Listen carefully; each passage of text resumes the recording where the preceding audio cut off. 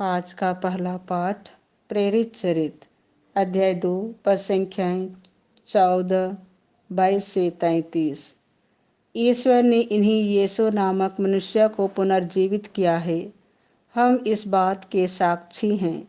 पेंतेकोस्त के दिन पेतरुस ने 11 के साथ खड़े होकर लोगों को संबोधित करते हुए ऊंचे स्वर से कहा, इस्राएली भाइयों, मेरी बातें ध्यान से सुने।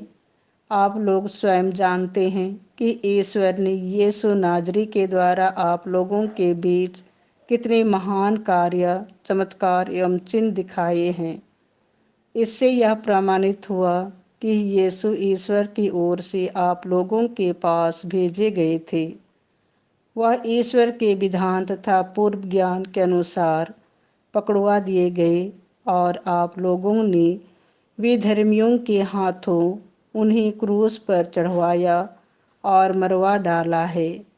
किंतु ईश्वर ने मृत्यु के बंधन खोलकर उन्हें पुनर्जीवित किया। यह असंभव ही था कि वह मृत्यु के वश में रह जाएं, क्योंकि उनके विषय में दाऊद यह कहते हैं, प्रभु सदा मेरी आँखों के सामने रहता है, वह मेरे दाहिने विराजमान है, इसीलिए मैं दृढ़ बना रहता हूँ।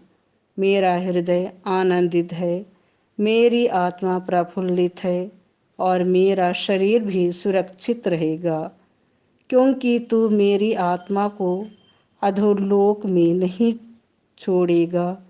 तू अपने भक्त को कब्र में गलने नहीं देगा। तूने मुझे जीवन का मार्ग सिखाया है। तेरे पास रहकर मुझे परिपूर्ण आनंद प्राप्त होगा। भाइयों, मैं कुलपति दाऊद के विषय में आप लोगों से निसंकोच यह कह सकता हूँ कि वह मर गए और कब्र में रखे गए। उनकी कब्र आज तक हमारे बीच विद्यमान है। दाऊद जानते थे कि ईश्वर ने शपथ खाकर उनसे यह कहा था कि मैं तुम्हारे वंशजों में से एक व्यक्ति को तुम्हारे सिंहासन पर बैठाऊंगा।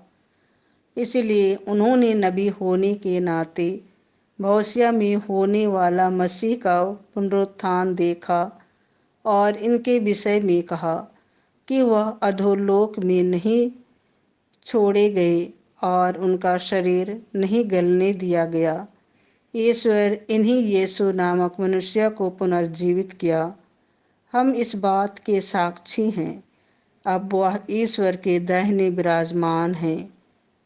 उन्हें प्रतिज्ञात आत्मा पिता से प्राप्त हुआ और उन्होंने उसे हम लोगों को प्रदान किया, जैसा कि आप देख और सुन रहे हैं। यह प्रभु की वाणी है। संत मत्ती के अनुसार पवित्र सुसमाचार अध्याय 28 पद संख्याएं 8 से 15। मेरे भाइयों को यह संदेश दो कि वे गलीलिया जाएं, वहाँ वे मेरे दर्शन करेंगे। स्त्रियां शीघ्र ही कब्र के पास से चली गईं और विस्मय तथा आनंद के साथ उनके शिष्यों को यह समाचार सुनाने दौड़ी। यीशु एकाएक मर्ग में स्त्रियों के सामने आकर खड़े हो गए और उन्हें नमस्कार किया। वे आगे बढ़ आईं और उन्हें दंडवत कर उनके चरणों से लिपट गईं।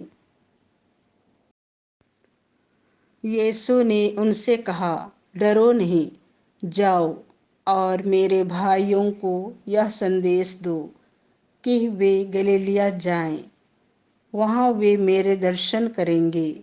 स्त्रियां जा ही रही थीं कि कुछ पहरेदार नगर आए।